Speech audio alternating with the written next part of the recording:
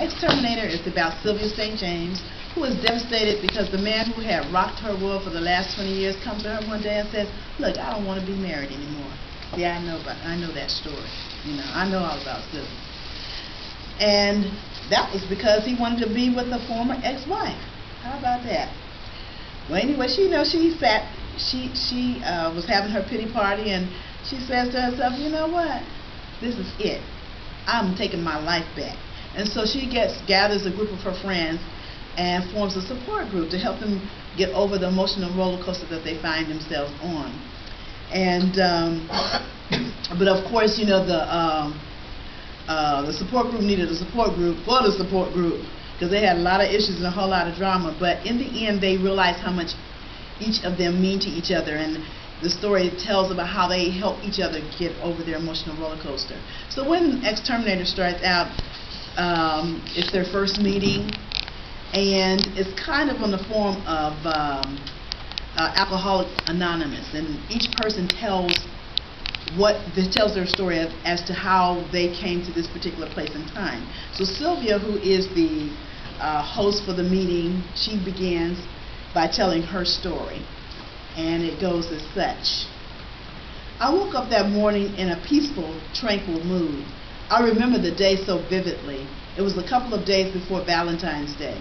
When I focused my eyes, I found him staring at me from the foot of the bed, like something was on his mind, but he didn't have the heart or the balls to tell me. I watched him as he continued to stare, then dropped his head and grabbed his chin as if the matter was too complex for even him to comprehend. I sat up and asked, 'What is it, Adonis? Why are you staring at me like this?' 'Just thinking.' The two long words fell from his mouth as if someone had slapped him on the back and forced them out.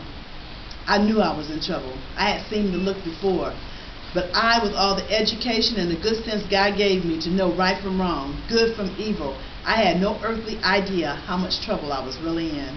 The kind of trouble that makes you go and grab a gun and kill someone because if it wasn't for them, you wouldn't be in any trouble.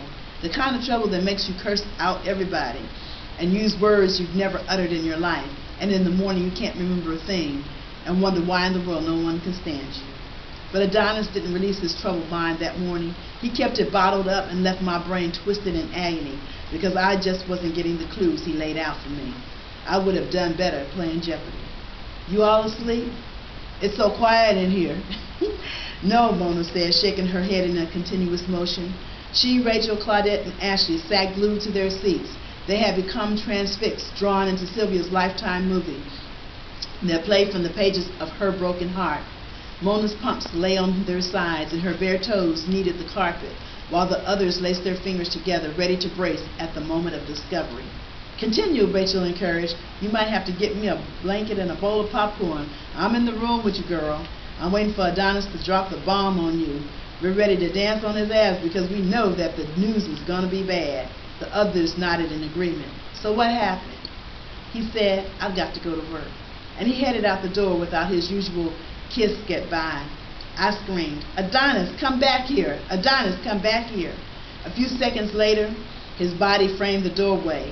He had a severe frown on his face, like he didn't want to be there. He said he was going to be late for work, but I told him he started this mess, and he wasn't leaving without giving me a reasonable answer. Y'all, he looked at me as if I didn't belong there, like I was some kind of stranger that he didn't know how to tell to get out of his house. His nose was twisted up like I had some kind of stench. It was horrible the way he kept looking at me. And then all of a sudden, as if someone took the cork out of his mouth, he said, "I want a divorce." Then I heard myself pleading and begging while he told me that he didn't want me anymore, that I was too fat, that I was too stuck on myself, that I spent way too much money, that I was this and I that. I wanted to slap that smug look off his face, but I kept begging, and he walked out the door. But what I didn't know until later was that he left me for his sorry ex-wife, Veronica. They were married 3 years before I met Adonis, but they weren't even married a year before he found her in bed with someone else. I fell in love with him, and we got married 2 years later. And to think he went back to that spank hole after all these years. Sylvia's hands flew to her face. Rachel went to her side as the tears began to flow. She waved her off. wiped her face and looked into the faces of the other ladies. Rachel sat back down in her seat. Sylvia sniffed. I think that's all I'm going to grade. Yes.